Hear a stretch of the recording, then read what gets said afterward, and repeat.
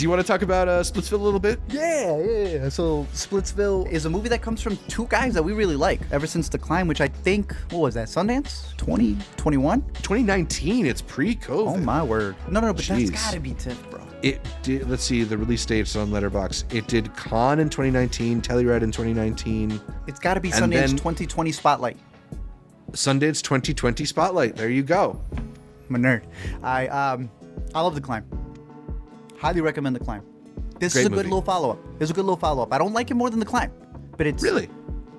No, I think I know what I had to rewatch The Climb for sure. I think I still like that one a little bit more because it's more circumstance in that one. Whereas this, I feel what makes it really funny is just them, without spoiling what it is. It's really people trying to go a route that they think other people want when that may not be what either of them want, if that makes sense. It's a movie about communication more than the other one would have been. The other one is more so like the stages of life, how far have you come, and here it's like you guys are kind of the root of your own problems, and there's so much humor in that. Yeah, the last film is a comedic drama about how relationships, particularly friendships, evolve over time. And I think that's what I like about it. It's a really well-observed comedy about these guys and how their history together. Yeah. Whereas this one is like a vaudevillian farce about relationships in which like it goes in a perfect circle and starts where it ends where it started, right? Yeah. And that's something that I really love about it. Like it feels almost like they're doing these old-timey who's on first type bits with each other, where it's like miscommunication and back and forth, and like somebody talks about one thing, then somebody says something else, and then they're sort of but they going really back mean and another forth. thing. Yeah. It's really, really clever in that way. And I think there's just some really fun set pieces too. This movie has the best fight scene in any film I've seen all year. Every time you think it's going to end, it keeps going. It reminded me a lot of one of our favorites, Down Low. They also had like a very through the house type fight sequence, and this one just keeps one up in it. Yeah, and it's also funny because like it's just fight one. They just never stop bickering and fighting. It's really, really silly.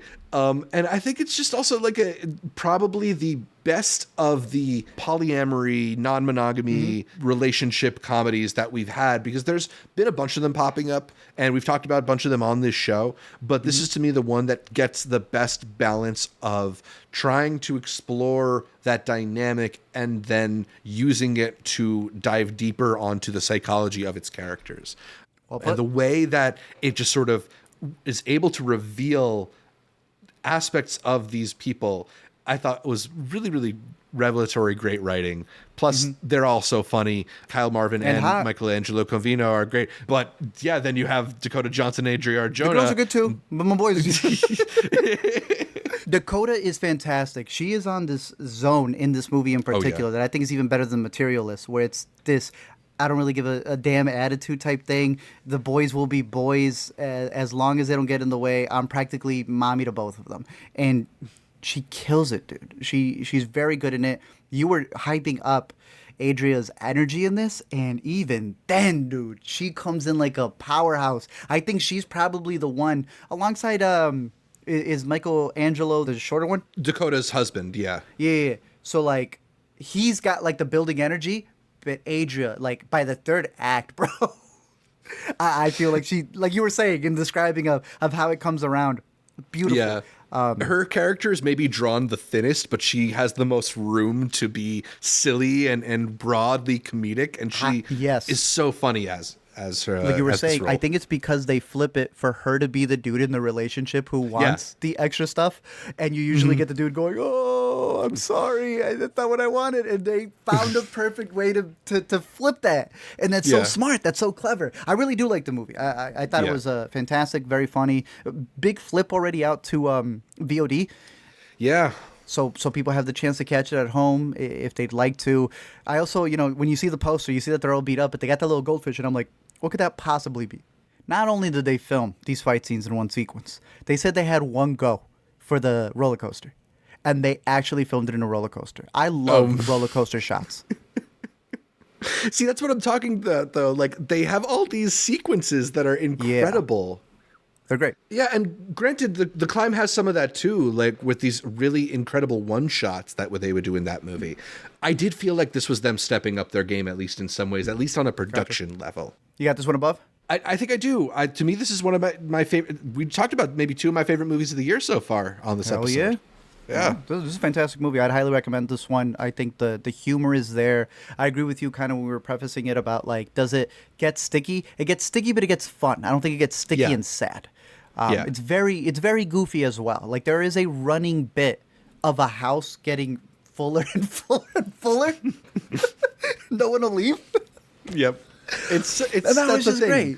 It stays silly enough throughout that even when it has to get to the part of the romantic comedy where like everybody's sad because nothing's working out, there's still bits going on. And we're being disrespectful here for not mentioning our boy Nicholas Braun. We're being absolutely the Mentalist. Disrespectful. My man comes in out of nowhere and goes, "Did y'all need this energy?" And I'm like, "Yeah, go for it, bro. Why not?"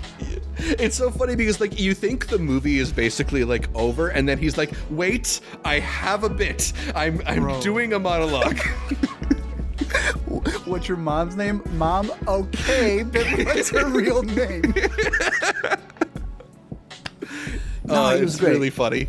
Yeah, it's a very dynamic movie. It's a good stuff. So definitely check this one out. I think it's worth catching in theaters if it's still maybe playing near you, but definitely worth catching at home before the end of the year.